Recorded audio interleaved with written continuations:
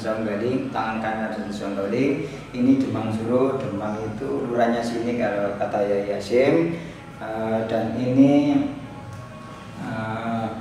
Dewi Sangkrah, Mbok Loro Benga. Dewi Sangkrah itu gelar dari Jayangrono. Aslinya Mbok Loro Benga ini catatan di Belanda. Dan ini Raden Saunggaling, ya Joko Bero ya Saunggaling. Saunggaling itu satria keempat dari Rutan Jogja. Saunggaling pun itu nama satria. Kecilnya ya namanya Joko Bero, dan kecilnya lagi dipanggil Dan Bagus. Ayamnya julukannya Bagong. Dan ini makamnya Raden Ayu Pandansari, satu perjuangan sama Raden Saunggaling yang Babat Alas Kota Surabaya. Oh ini dan semua ini satu pejuang yang ikut Babat Alas Kota Surabaya. Seperti itu, Mas.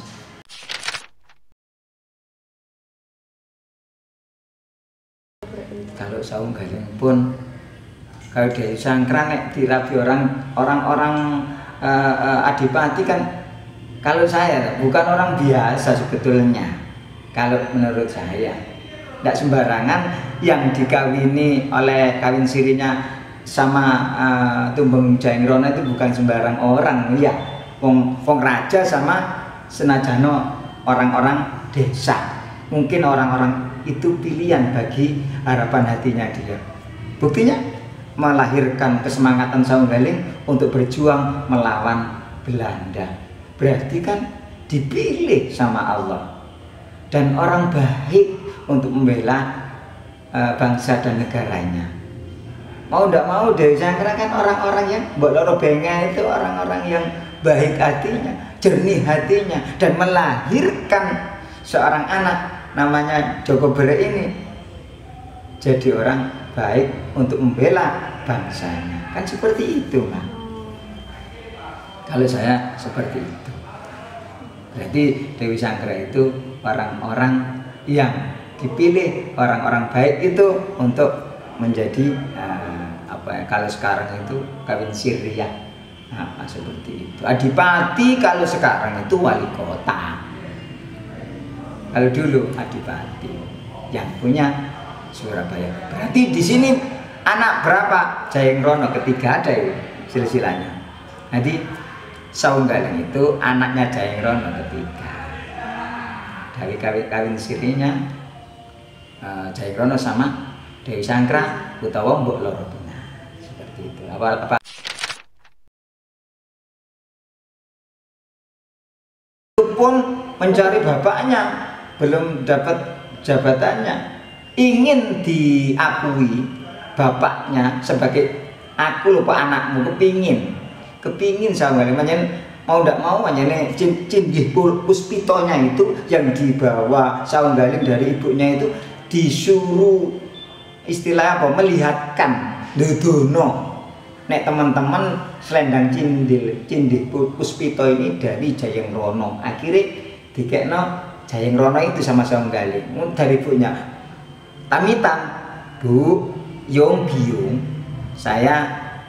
aku jangan balik bapakku nang kutha Surabaya, alun-alun Surabaya, dongakno kepada. Akhirnya dikasih Cinggih Puspito itu kepada ibunya Saunggaling ini, bahwa kalau sudah ketemu bapakmu ini istilahnya iki kok kekno, ini kasihkan sama bapakmu nek teman-teman kamu anaknya Jayangrono ketiga yaitu bapakmu Buddha. Dan doa Saunggaling pun itu ada kepada ibunya, ada catatannya. Besok tanya anak-anak yang ada. Jadi bakti sungkemnya Raden Saunggaling itu sama ibunya ada, mau berangkat ke kota Surabaya cari bapaknya.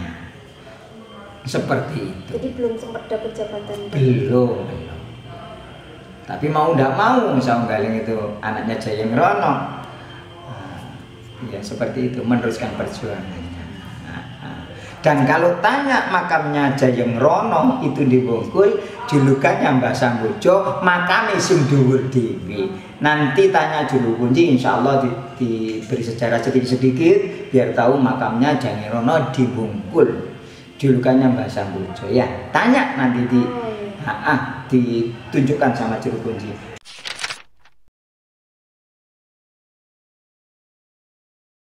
saking seneng ya, wong nek seneng pasti digawa terus ya. Jadi ayamnya itu nek diadu tidak pernah kalah. Satu, dia sudah menyatu ayam sama dirinya. Semua itu berzikir, Pak. Subhanallah ma fis samawati wal ardi wal azizul hakim. Semua itu berzikir, isi dunia. Kewan pun dia berzikir. Berhubung Saunggaling itu orang-orang yang istiqomah untuk mengingat Allah. Nek jari orang Jawa itu sudah menyatu doanya sama yang dipegang. Jadi kalau dia main pasti menang sambil cari bapaknya Jayenggono, sambil bawa cindi puspito utawa selendang yang saya ceritakan tadi. Nah, seperti itu. Apakah ayamnya sendiri itu juga memiliki nama, Pak? Maksudnya Bagong, nggih. Namanya PTE Saunggaling itu Gong Bagong gitu aja. Oh, panggilannya Bagong. Seperti itu, Pak.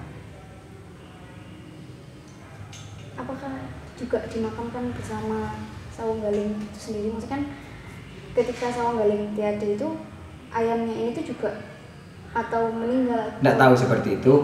Kalau sampean tanya tarangannya PTE Saunggaling itu di Kebraon, julukannya Mbah Candi, dan itu ada cungkupnya di depan Telkom.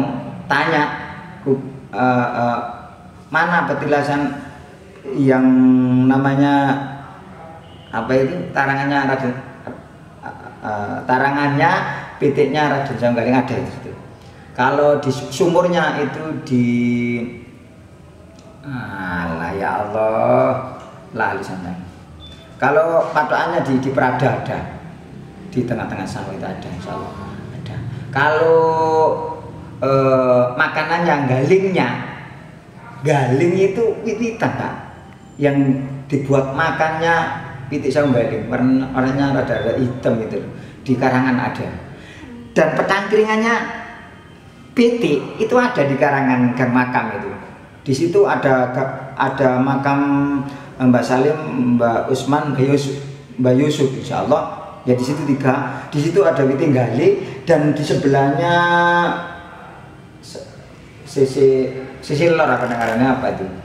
Itu ada petangkringannya. Batunya PTE Raden Saunggaling, pedangkringan seperti ini, warnanya seperti ini. Kalau dulu namanya batu makadam itu warnanya seperti ini, tapi eling batu-batu kapur setengah kafur ada itu. Nek sampean lihat petilasannya petangkringan PTE Saunggaling di Karangan ada. Itu masih ada sampai sekarang? Ada sampai sekarang. Terus petarangannya itu di Telkom, di Kebraon, dekat makam umum sebelahnya sini, julukannya Mbah Candi. Tanya insya Allah. Sekarang saya sudah ingat, dan sumurnya yang pernah dipetilasi Raden Saunggaling untuk minum dan minumnya jarannya Saunggaling itu di Warung Gunung ada. Sumur apa namanya? Ada itu. Tanya di Warung Gunung. Yang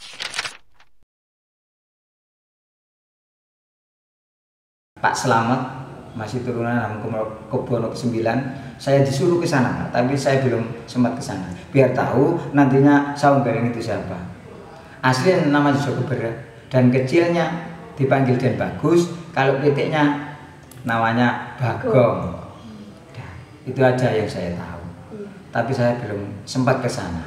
Tapi insya Allah kalau ada sudah tepat pada waktunya pinak diri gampang, ya insya Allah tidak ditemukan dengan orang-orang yang bicara kepada saya.